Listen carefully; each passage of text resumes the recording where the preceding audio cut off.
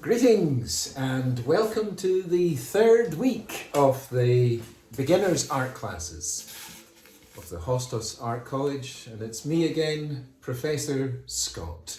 This week we're going to get ahead, and here he is, the head.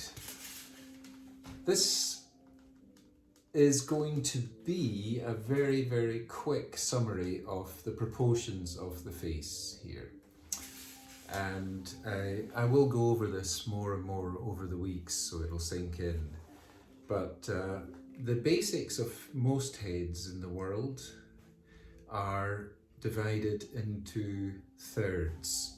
So from the top of the head here, top of the cranium, there it is in the skull, the top of the cranium here, to the top of the eyebrow, and that eyebrow is connected to the top of the eye socket. You can see there's a thicker bit of bone, very thick. So if you get hit there, it's not going to damage you too much, as opposed to here where the bone is thinner. It's a very thick piece of bone and it forms the eyebrow where the eyelashes grow on. So the distance from the top of the skull to that eyebrow is 1/3 of the whole proportion of the head. 1/3 from the top of the skull to the top of the eyebrow. Okay, does everyone understand that? 1/3 from the top of the skull to the top of the eyebrow. Then from the top of the eyebrow to the bottom of the nose, this socket was where the nose is or was, and the nostrils go in there breathing, so the air circulates around there, and you can see from the top of the brow to the bottom of the nose is the next third. Now I'm going to use the big head again. So from the top of the eyebrow to the bottom of the nose is the next third. Okay, so that's 2/3 of the head accounted for. And then from the bottom of the nose, from the bottom of the nose to the bottom of the jaw is the last third. Okay. Here we are, 1/3, 2/3, and then from the bottom of the nose to the bottom of the jaw, 3. So that's the whole head in thirds. 1/3, bottom of jaw to bottom of nose, 1/3, bottom of nose to top of eyebrow, and then the last third from top of eyebrow to top of skull. Okay, so on the paper,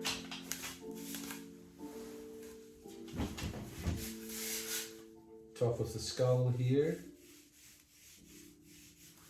okay, and then eyebrow here, that's 1/3. Can you all read that there? 1/3. So there's the eyebrows here, okay. Don't worry if these things are difficult for you to follow, just text me and I'll go over it slowly with you. So, it's not always easy to follow things.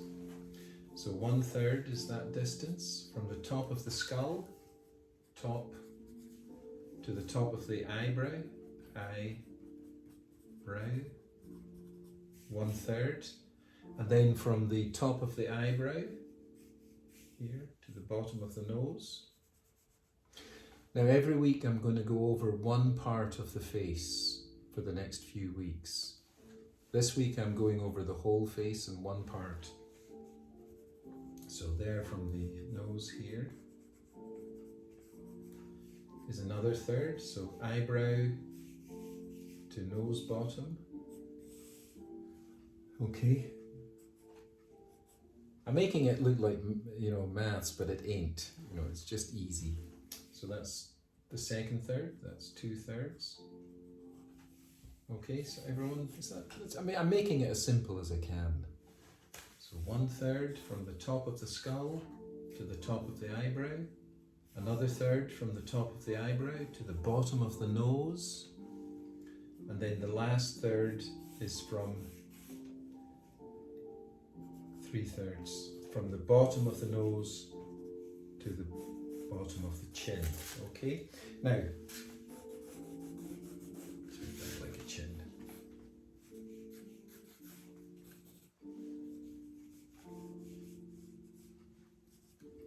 One third, one third, one third. So those are important things to get the proportions of the face.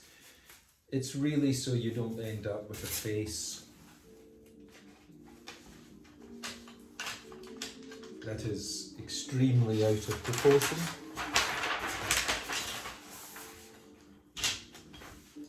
Now some of you are very good at art and some of you are complete beginners. I've seen some of the drawings from last week. So you know, if you're having a head that has eyes up here and a big jaw like that, that's obviously out of proportion. You know, no one's got a head way up like that and a huge like that. So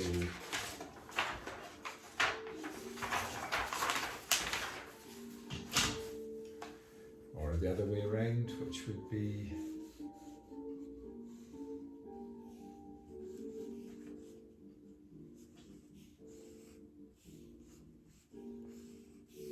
giant head like that. Okay, so you get the picture. So by having a sense of proportions, even if you're not a natural artist, at least it will resemble something that has a reality of a human being about it. So once again, to recap, 1/3 from the top of the head to the eyebrow, 1/3 from the skull here to the eyebrow. Using a ruler, 1/3 from the, that's no use. 1/3 from there to there, 1/3 from there to the bottom of the nose, and 1/3 from the bottom of the nose to the bottom of the chin. Okay, and using the ruler, you can see it here on this particular. I'll use inches, and you guys use inches here. So it's 5 inches here. That's one of the thirds. 5 inches from the top of the skull to here.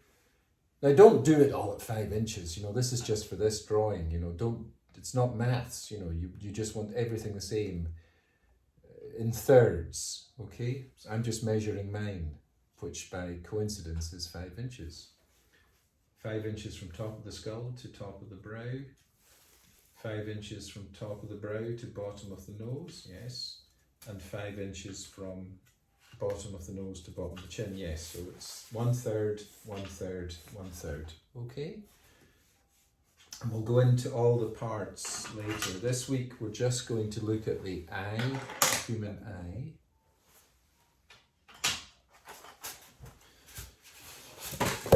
And all I want you to do this week is remember that about the thirds. And I'll mention it again and again so that it sinks in.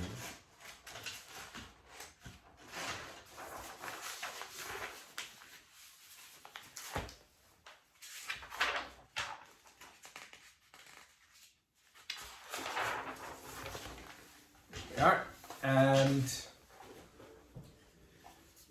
the eyes. Well, these are eye sockets. They hold the eyes. So the eyes are round, like ping pong balls, or in this case marbles, because it's a shrunken head. Okay, so the eyeballs, they fit inside the eye. Okay, bang, there he is. That's the eyeball, and the eyeball, you can see it fits there. That's him, he's seeing now. There you are. And those eyeballs fit inside the eye sockets. The reason I'm saying that is because I want you to get the eyes to look round, you know, as if they are balls, spheres. So there's no point, you know, not doing an eye like that. Just like a kind of, can you see that? Yeah. Just like a kind of hieroglyphic. You want the eye to be round.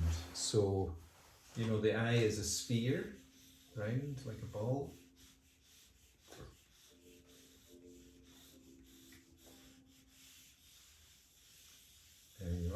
it's got the pupil in the middle.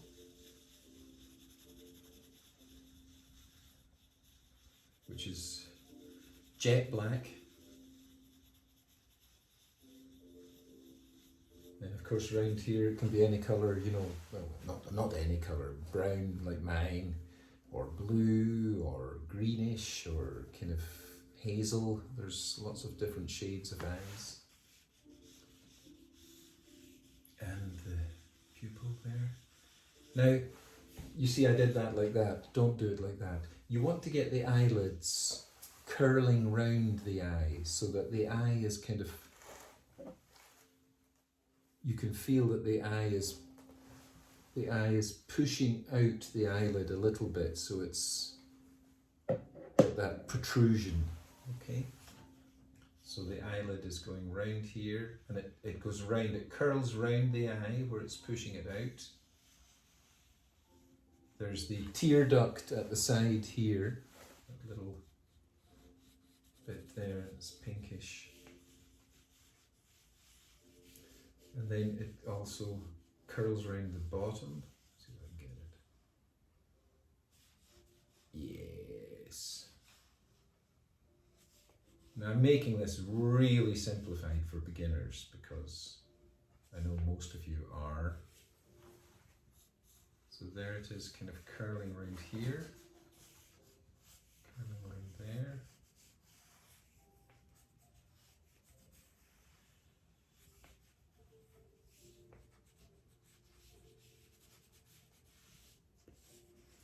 Now eyebrows and eyelashes and all that stuff you can do much later. The main thing is just to get it looking like an eye at the beginning. Put a little shading here where it's at the top.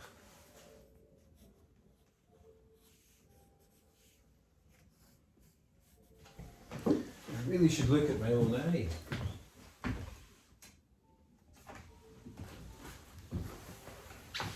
If you have a small mirror, just use it. This is a, wow, look at that.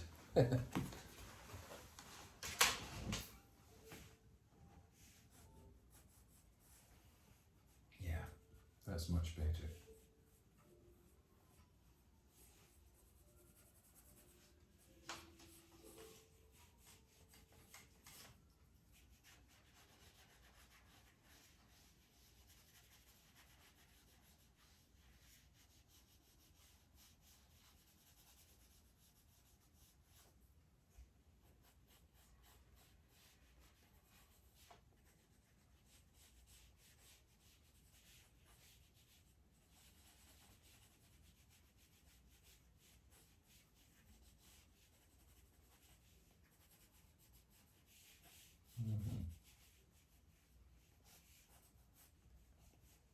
I'm using quite a soft pencil.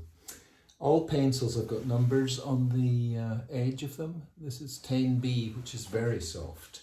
With a soft pencil you can do shading and you can do hard lines with the one pencil. And when a pencil is hard, it hasn't got that number B, it's got the number H. H for hard, B for, I don't know, soft. I have to find out why they give it. There is a reason why they must give it B, but B for soft.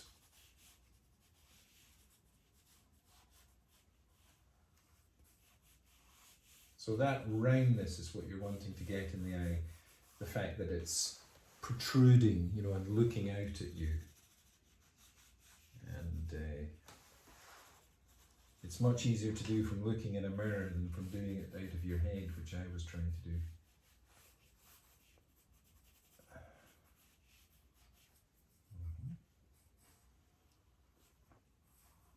All eyes are different. I mean, you have different peoples have different eyes. Some have big eyes, some have small eyes.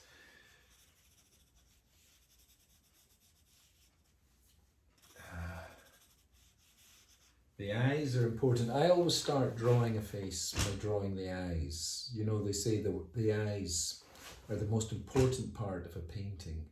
The eyes are the windows to the soul. So when you really look at someone's eyes and, you know, not staring or not angry, confronting, but just allowing the other person to look into your eyes and look at you without judging and evaluating.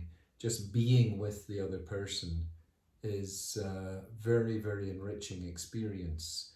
So the eyes are the windows to the soul, and they allow you to feel connection with other human beings.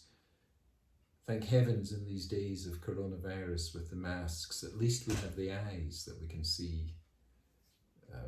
You can tell a lot, remarkably, from a person just from seeing the eyes. So I'm still plowing away. Now you can spend the whole week doing this. All I want you to do is one eye and try and remember the stuff about the thirds. Because I said, we're not going to kind of like kill you in this class. I want you to relax and enjoy yourself and not be overworked, and just spend your time building this up bit by bit by bit until you become a better artist. These are plastic mirrors, and they were cheap, so they look like a kind of Coney Island mirror, you know, like that from the distance, but close up they're okay. And at least I don't have to worry about breaking it, because it's plastic.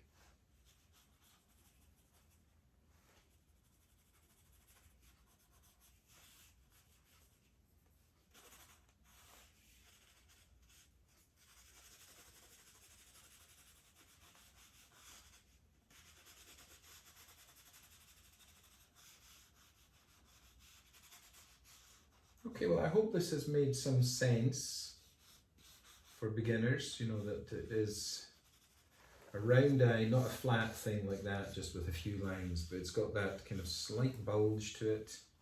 The eyelids are bending round the eyeball, which is inside here. Put some shadowing on there. And the eyelids are not just one line, they're kind of like two lines, because they're the thicker skin, the eyelids.